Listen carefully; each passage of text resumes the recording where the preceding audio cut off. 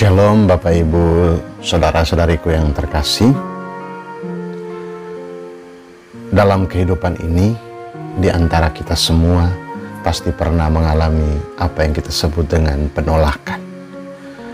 Ditolak lamaran kerjanya, ditolak usulan atau pendapatnya, ditolak bantuannya, ditolak perasaannya, dan masih banyak lagi. Dan kalau kita hening sejenak dan bertanya dalam hati, penolakan seperti apa yang seringkali kita alami dan rasakan dalam hidup?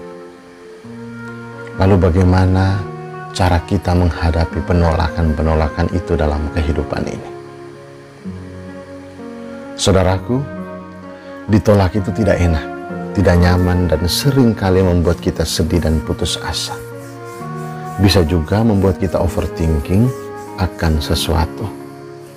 Saya kurang ini ya, saya kurang itu ya, sehingga saya ditolak. Itu ungkapan dan pernyataan yang sering kali terulang dalam kehidupan dan membuat kita lalu putus asa, mempersalahkan diri sendiri, terutama kecewa dan sedih atas kelemahan-kelemahan yang kita miliki. Dan ini semua adalah pengalaman manusiawi kita yang sering kita sendiri alami atau orang lain alami di dalam kehidupan, dan seringkali orang menceritakan dan mengungkapkan dalam berbagai kesempatan, dalam cerita, dalam curhat, dan lain sebagainya. Saudaraku yang terkasih, sabda Tuhan hari ini juga mengisahkan tentang Yesus yang mengalami penolakan.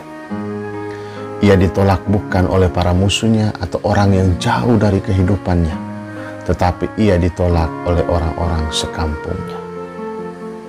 Alasannya mendasar, yakni bagaimana mungkin seorang anak tukang kayu bisa memiliki kekuasaan dan kekuatan ilahi seperti itu? Suatu alasan yang wajar, tetapi menjadi tidak wajar karena mereka menolak Yesus yang mereka kenal dan yang mereka dengar karya-karyanya. Sebelum Yesus, para nabi pun ditolak yang kita dengarkan dalam bacaan pertama.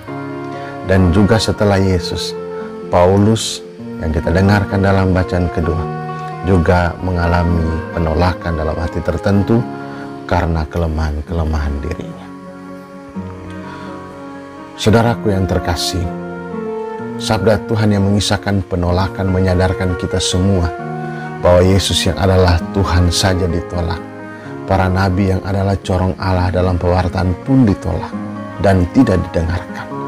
Serta Rasul Paulus, seorang rasul yang besar, pun ditolak. Maka jangan bersedih atau putus asa atau hilang harapan bahkan ketika kita mengalami penolakan dalam hidup ini. Belajar dari sabda Tuhan hari ini, kita pun mengerti. Yang pertama, menghadapi penolakan itu perlu sikap lemah lembut dan rendah hati. Bahasa sekarang orang bilang ilmu padi. Kelemah lembutan dan kerendahan hati adalah kunci utama untuk mengenali rencana Allah dalam hidup. Dengan sikap ini kita mendapat kekuatan baru untuk memulai sesuatu yang baru, sesuatu yang berarti bagi diri kita dan juga sesama. Yang kedua, pantang menyerah. Kita tidak boleh berhenti menyerah jika ditolak atau gagal. Sabda Tuhan dalam bacaan pertama menegaskan bahwa kabar sukacita dan kebaikan harus terus-menerus diwartakan meski ditolak, karena kita percaya tidak ada segala sesuatu yang sia-sia bila dilakukan dengan sungguh dan tekun. Yang ketiga, kelemahan bukanlah sebagai satu batu sandungan atau halangan, tetapi justru menjadi daya dorong untuk membuka hati bagi kasih karunia Allah yang akan menyempurnakannya.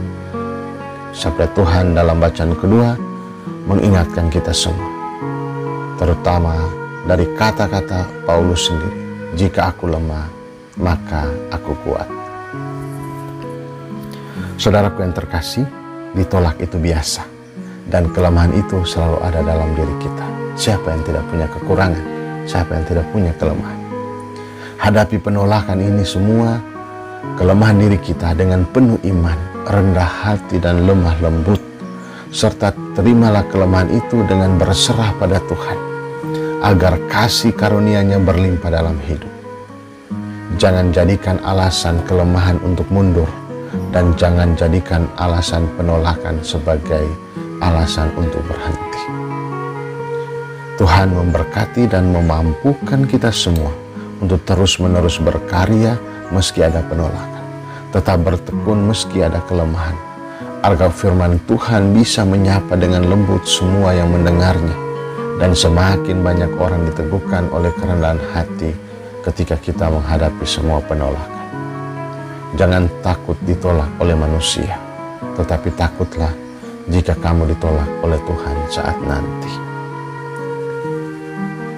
Selamat hari Minggu, Tuhan Yesus memberkati, Bapa dan Putra dan Roh Kudus.